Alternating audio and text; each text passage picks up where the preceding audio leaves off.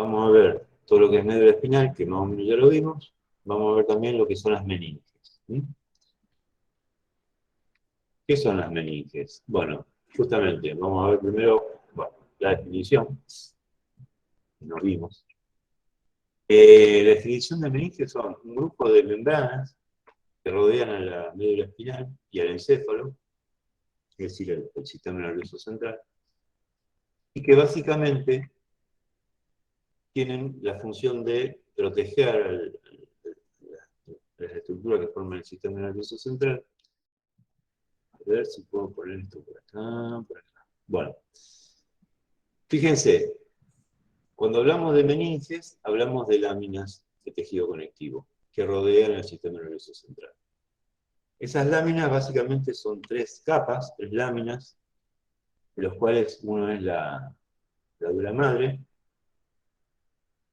que es la más externa. Después está la aracnoides, que es más interna, y finalmente la pia madre. Esas son las tres membranas que forman y que se denominan las meninges. Estas meninges se clasifican según la capacidad, su resistencia física. Por un lado tenemos a la dura madre, que hablábamos antes, que se la conoce como la paquimeninge. Se denomina paquimeninge porque es una membrana fibrosa de tejido conectivo muy denso y muy resistente, y generalmente bastante gruesa. Eso la diferencia, digamos, de lo que serían las leptomeninges, que son las más internas, que están formadas básicamente por un tejido conectivo mucho más finito, más delicado, y que se rompe con mucha facilidad, y que son las aracnoides y la pia madre. Vamos a avanzar.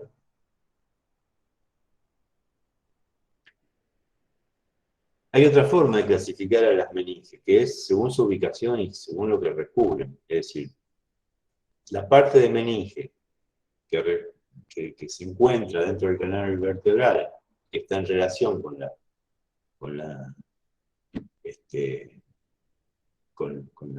médula espinal, es lo que se conoce como meninges espinales. ¿Sí?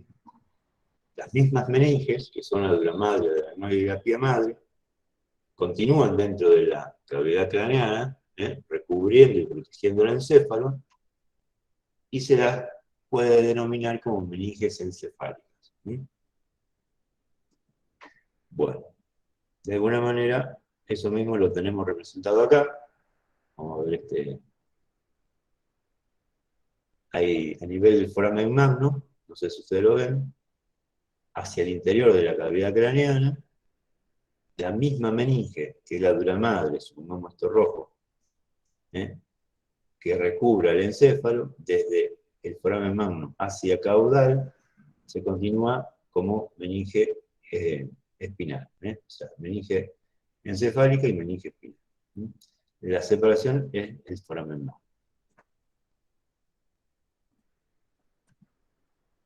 Si nosotros agarramos una médula espinal y la extraemos del canal vertebral, vamos a ver, fíjense, acá está la médula espinal, vamos a ver que lo más externo, como decíamos antes, es la dura madre, fíjense. Yo puedo hacer una incisión y abrir esa dura madre, y abajo lo que voy a poder encontrar es acá la aracnoide. Fíjense que a su vez está cortada, fíjense el borde donde se corta la dura madre, y más profundamente encontramos lo que se conoce como la pia madre. Bueno, lo que vamos a hacer ahora es hacer un corte. Imaginémonos que tenemos esta médula espinal con cada una de estas láminas de tejido conectivo que lo están rodeando, y hacemos un corte transversal a este nivel. Acá hay la emergencia de un nervio espinal y acá hay otro. Entre medio, vamos, cortamos ahí. Vamos a ver qué vemos.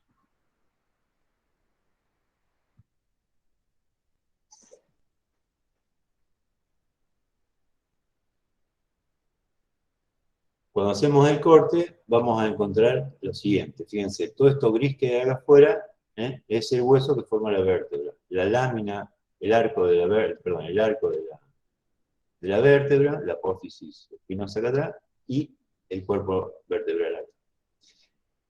El interior de esa lámina, ese cuerpo, o sea, el espacio que queda entre ellos, es lo que se conoce como canal vertebral. Ese canal vertebral, fíjense que está tapizado internamente por lo que se conoce como el periósteo, que es esto, ¿no? Esto verde. Entre el periósteo y esto rojo que está acá, hay un espacio, fíjense. Bueno, esto rojo que está acá, fíjense, es la dura madre, ¿ven? ¿Qué pasa? Entre el periósteo y la dura madre hay un espacio que se llama espacio peridural. ¿Mm? Si nosotros miramos acá, que sería como una especie de agrandamiento de esta parte, lo verde es el periósteo y lo rojo es la dura madre. Esto amarillo sería el espacio epidural. ¿Qué pasa? Según el autor que ustedes consulten, a nivel de la nivel espinal, de las meninges de la madre espinal, puede haber algún autor que diga que la dura madre espinal se divide en dos capas. Entonces, esto que acá figura como periósteo, puede ese autor hablar de una dura madre periostial o endostial. A veces le llaman endostial y no sabemos por qué, porque en realidad es el periósteo, pero bueno. Entonces se dice que en algunos lugares, en algunos autores pueden hablar de una dura madre periostial o endostial, que es lo verde, ¿eh? y una dura madre meningia, que sería lo rojo, ¿verdad? Bueno, como sea, entre el periósteo o dura madre periostial y la dura madre meningia, existe ese espacio que se lo conoce como espacio peridural. Ese espacio, en el animal vivo,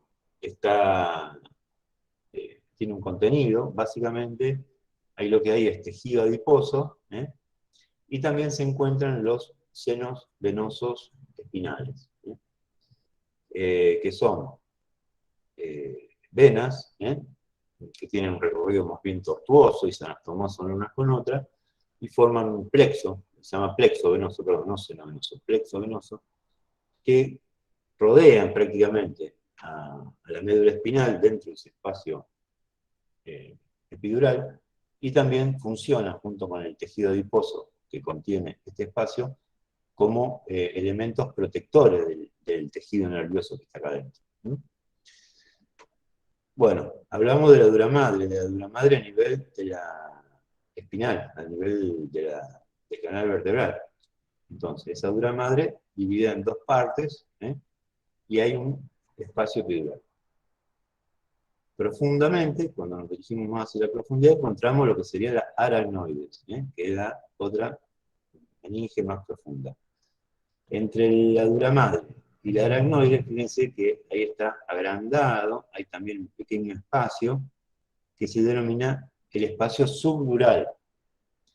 Acá sí es necesario verlo, cuando nosotros vemos acá esta imagen, como que sería como un agrandamiento de esto. Lo rojo, esto sería la dura madre, en este caso espinal, ¿verdad? Y lo celeste, lo azul, es la aracnoides.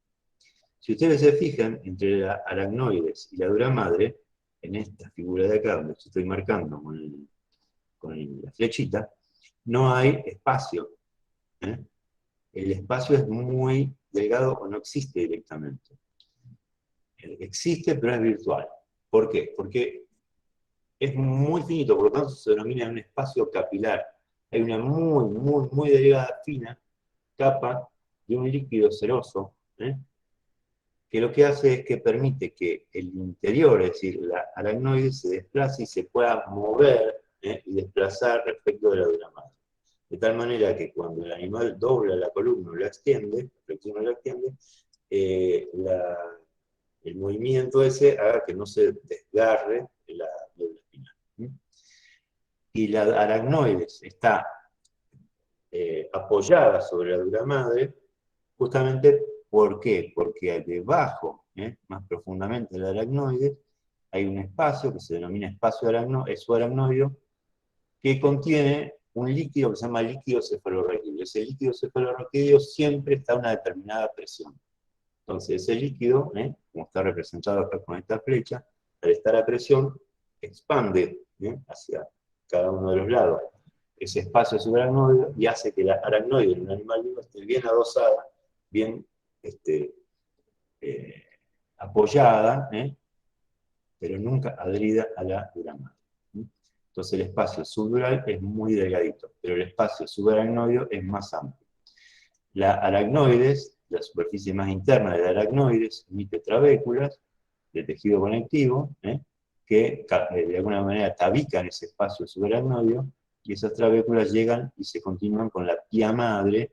La pía madre, fíjense que es esta meninge más interna, estos que están acá de celeste, y es una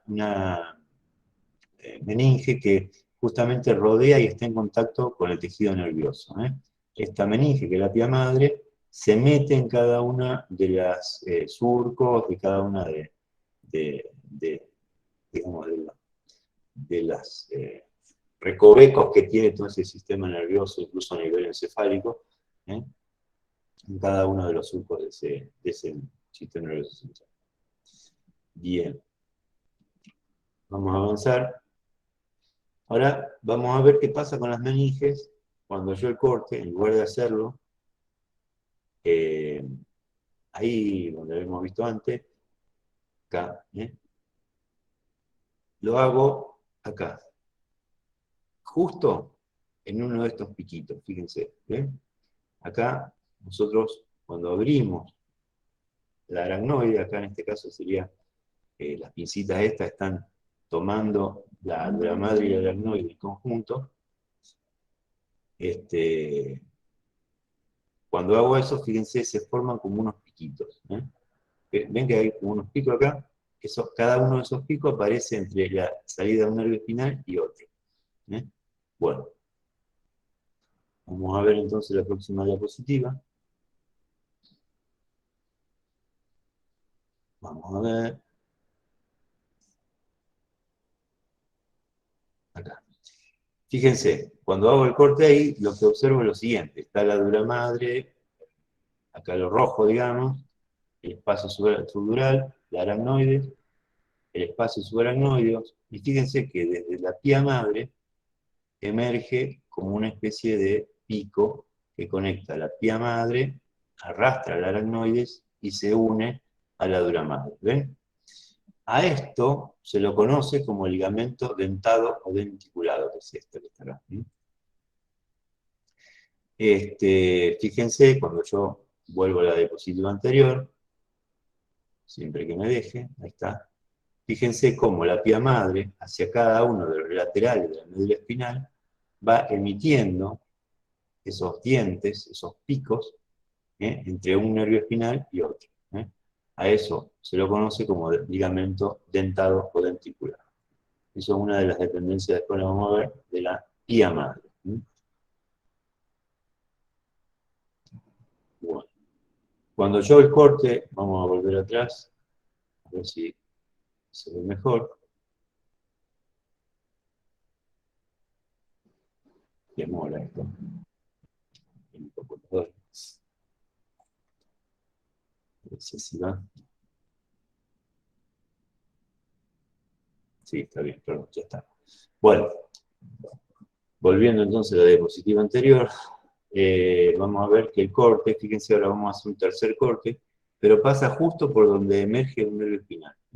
Y vamos a ver el comportamiento de las meninges a ese nivel. Fíjense, acá está la dura madre, está el periostio o dura madre periostial y la dura madre espinal, está el espacio epidural, fíjense como las dos, cuando llegan al foramen intervertebral, por donde emerge el nervio espinal, se unen al periostio, se unen entre sí, se unen al periostio de la vértebra, y también la aracnoides acompaña a la raíz dorsal y también acompaña a la raíz ventral, formando entonces un espacio, digamos, sería como una especie de recubrimiento de esa raíz dorsal y esa raíz ventral, que acompañan entonces al nervio espinal, formando lo que se conoce como los manguitos de, de las raíces del nervio espinal. Entonces, las meninges, a cada uno, a nivel, cuando cada uno emite un nervio espinal, ahí las meninges acompañan a las raíces dorsal y ventral formando esos manguitos. Profe, una pregunta. ¿El periósteo no estaba siempre por fuera del hueso? Bueno, sí, acá está fuera del hueso. Ahora vamos a ver, mirá, espérate que cambie esta. Fíjate, lo gris y punteado es del hueso, ¿ves? Sí. Está, las trabéculas que están adentro del hueso están adentro, pero acá es afuera del hueso, es en el canal vertebral. ¿Se entiende? ¿Lo entendés cómo es? Sí, claro, pero yo tenía entendido que el endostio era lo que recubría el canal. Bueno, puede ser, a veces también depende cómo le quieran llamar. Yo para mí el endostio está en el interior de las trabéculas del hueso, donde están los osteocitos, ahí estaría. Pero bueno, no hay problema, no hay problema. Si no le quiere decir periosteal, se le dice duramadre endostial también, es verdad. Depende del autor que vos quieras elegir. Se lo puede llamar, yo se lo dije antes, se lo puede llamar de las dos maneras. Duramadre endostial o periosteal o periósteo directamente, o endostio si vos le querés llamar, no hay problema. No todo el mundo está de acuerdo en si se llama de una u otra manera. Bueno, continuamos. Eh, Hasta acá lo que vimos es cómo se ubican y qué disposición tienen las meninges a nivel de la columna vertebral, la porción meningia, perdón, espinal de las meninges. Ahora vamos a ver qué pasa con esas mismas meninges dentro de la cavidad craneana. Acá lo que tenemos es un corte sagital. Fíjense que cuando hacemos un corte longitudinal tenemos las mismas láminas, los mismos espacios. Tenemos el espacio epidural, el espacio subdural, que sería el espacio imperceptible que está entre lo rojo y lo amarillo, el espacio subaracnoideo, que es esto que está acá, y la pía madre, que es eso azul que está acá, que va rodeando el encéfalo y se mete en cada una de los surcos.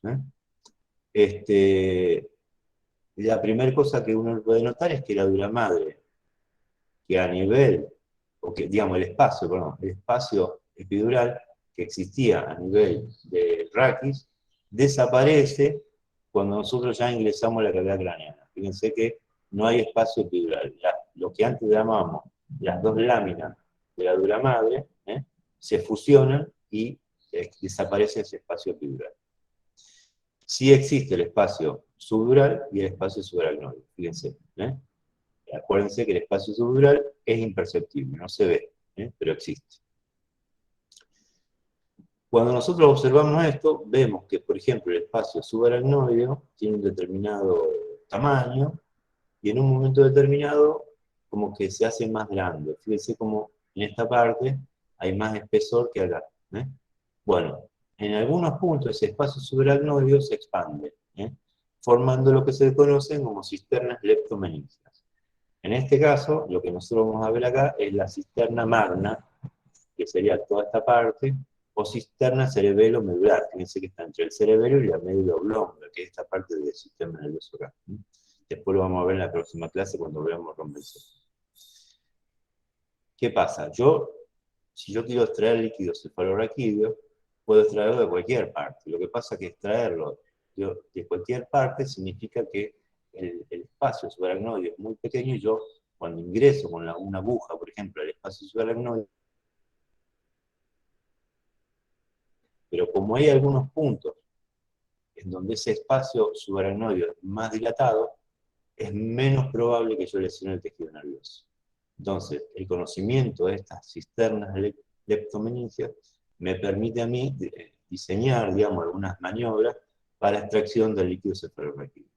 Si yo quisiera extraer líquido cefalorraquídeo, un lugar de elección sería esta cisterna magna. Para extraer líquido desde esta cisterna magna, yo tengo que entrar con una aguja, a ver si esto se ve por acá. Está. Bueno, a mi lado estaba.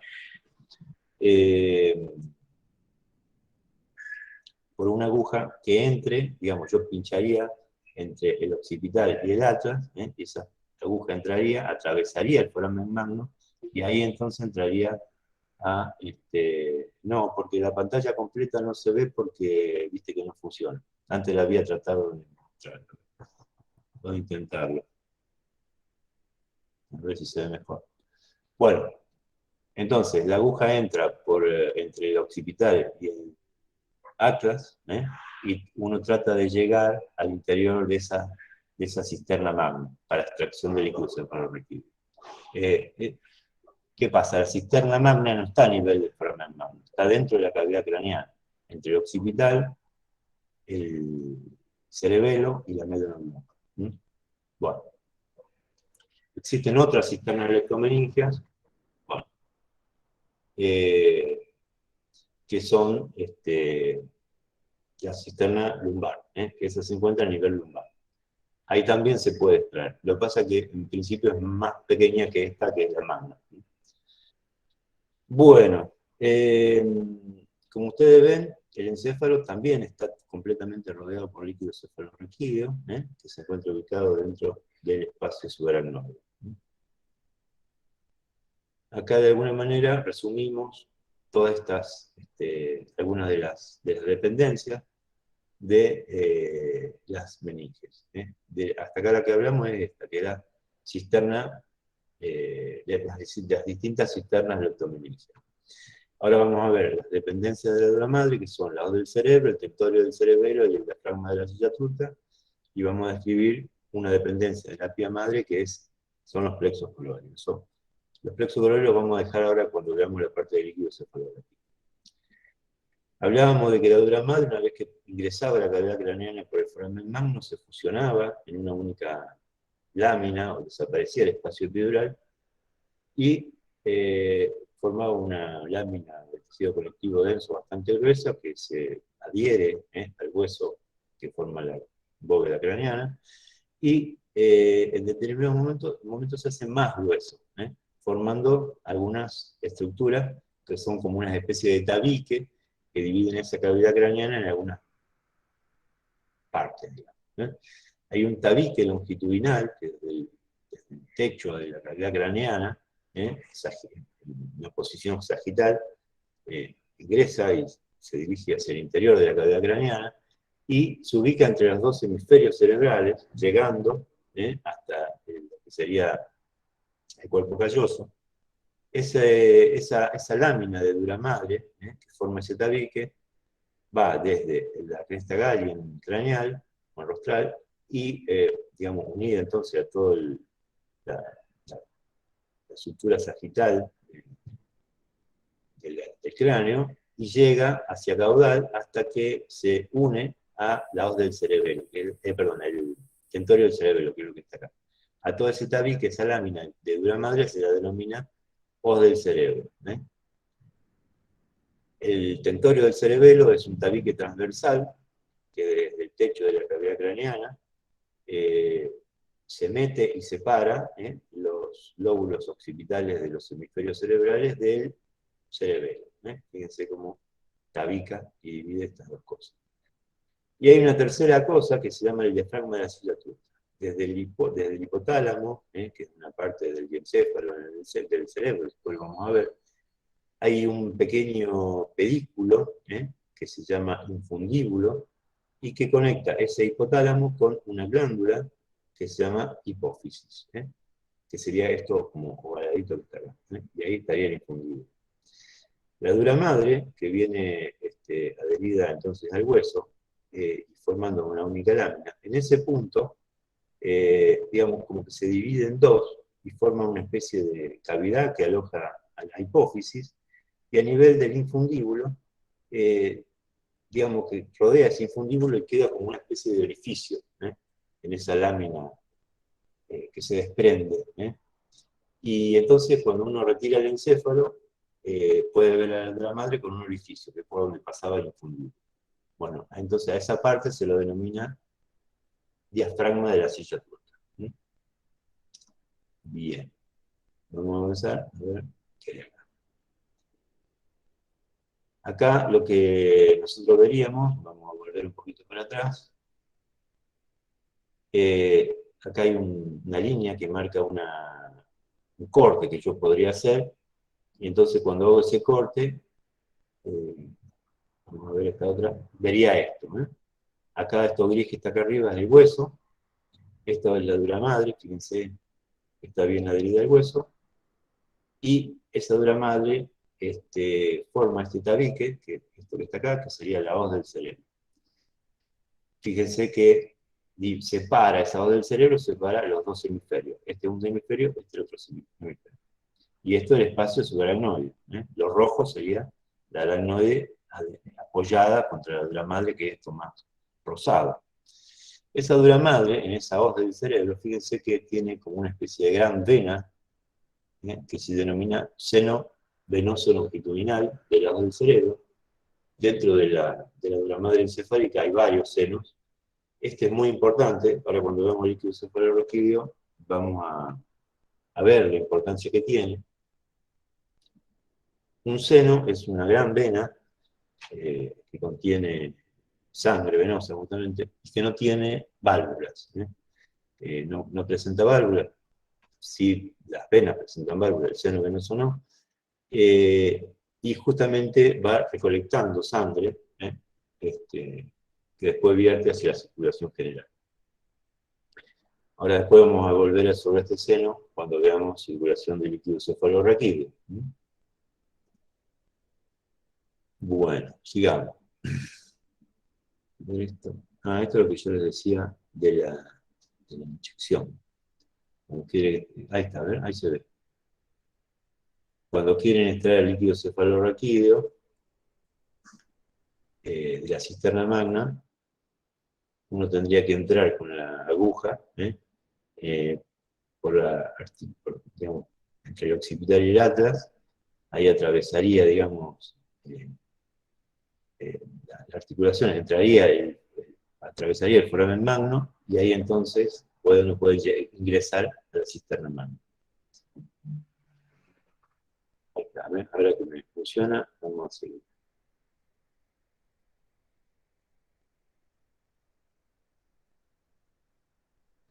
Bueno, este tema de los plexos coroides lo vamos a ver ahora bien cuando veamos circulación, lo vamos a ver ahora enseguida. Pero fíjense que hay distintos plexos coroides, ¿ven? Hay uno acá que está asociado a una de las cavidades del encéfalo, que son los ventrículos laterales. En realidad hay dos, porque hay dos ventrículos laterales. Hay uno acá, que está en el techo de lo que sería el tercer ventrículo, fíjense que es todo esto como gris que está acá. Y hay otro más que está en el techo del cuarto ventrículo, que es el plexo coroideo del cuarto ventrículo. Cada una de estas cavidades que tiene el encéfalo tiene un plexo coroideo. Las cavidades del encéfalo justamente contienen líquido cefalorraquídeo.